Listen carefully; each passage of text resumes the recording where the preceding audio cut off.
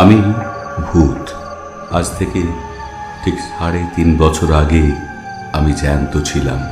সেই সময় এই দেওঘরের এই বাড়িতেই আগুনে পুড়ে আমার জ্যান্ত অবস্থার শেষ হয়।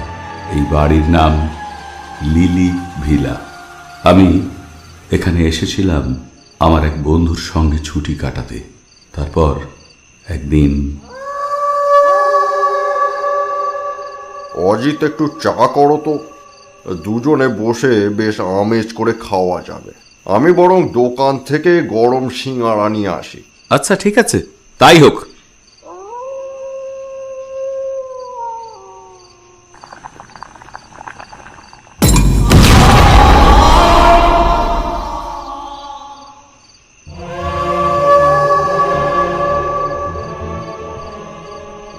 তারপর থেকে আমি এই বাড়িরই বাসিন্দা হয়ে গেছি।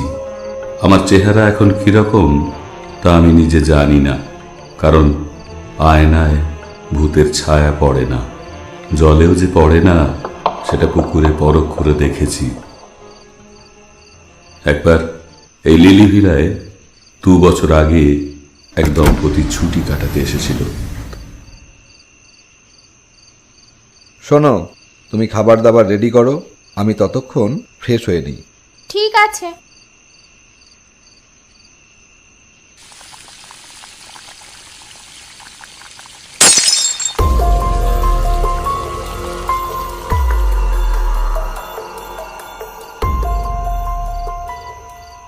কি ব্যাপার, গ্লাসটা ভাঙলো কি করে?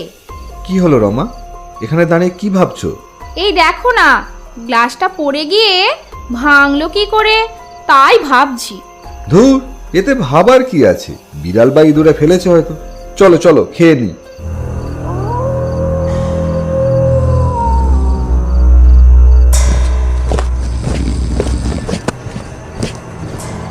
কিছু শুনতে পেলে? কেউ যেন ওঠানামা করছে সিঁড়ি দিয়ে। একবার দেখে আসি, দাঁড়াও তো।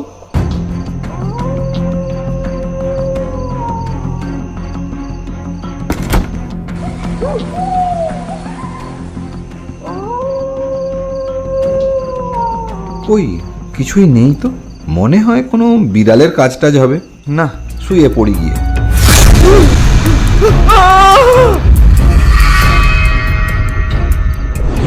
এই ঘটনার পরে বুঝতে পেরেছিলাম যে আগুনে পুড়ে শরীর আর মুখের যে অবস্থা হয়েছিল তা দেখে লোক ভিড়মিই খাবে।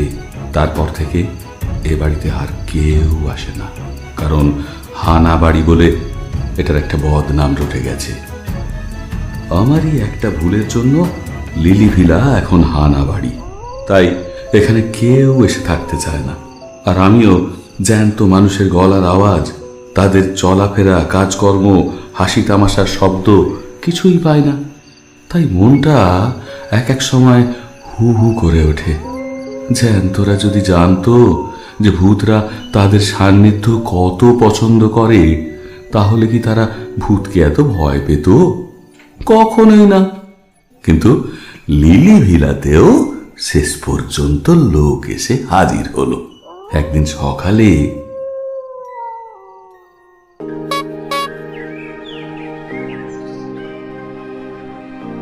বাবু, কি সুন্দর ভিলা। ভালো লেগেছে?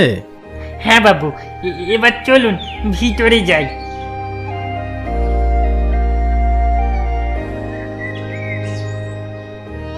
এই পুটু, সব দেখে শুনে নিস, আর হ্যাঁ, একটু পর চা দিস। গাছে বসে বসে সব দেখলাম। এই নেন বাবু, এই চা। রেখে দে। আচ্ছা, আমি এবার রান্না বসাই, আপনি স্নান করে নেন, তাড়াতাড়ি খেয়ে নেবেন। আচ্ছা ঠিক আছে, তুই যা, আমি পড়াটা শেষ করি। ওনাদের কথা শুনে বুঝলাম ইনি তাহলে লেখক। লেখককে এই দেওঘরে পেয়ে তারা কৃতার্থ। মৃণাল বাবু, আপনার যদি আপত্তি না থাকে তাহলে এলাকার সবাই আপনাকে একদিন সংবর্ধনা জানাতে চায়। এখানে নিরিবিলিতে কাজ করতে পারবো বলে কলকাতা ছেড়ে এলাম, আর আসা মাত্রই আপনারা এসে সংবর্ধনার জন্য পিড়াপিড়ি করছেন। এভাবে বলবেন না স্যার, আমরা বেশি সময় নেব না, দয়া করে না করবেন না। বেশ, আমাকে দিন পাঁচেক একটু নিরালায় কাজ করতে দিন, তারপর হবে ক্ষণ সংবর্ধনা। স্যার আপনি যা বলবেন তাই হবে। স্যার একটা প্রশ্ন করতে পারি? বলুন, কি প্রশ্ন? এখানে এত বাড়ি থাকতে আপনি লিলি ভিলায় এসে উঠলেন কেন? আমার প্রশ্নটা একদমই ভালো লাগলো না, কিন্তু মৃণালবাবুর উত্তরে আমি খুশি হলাম।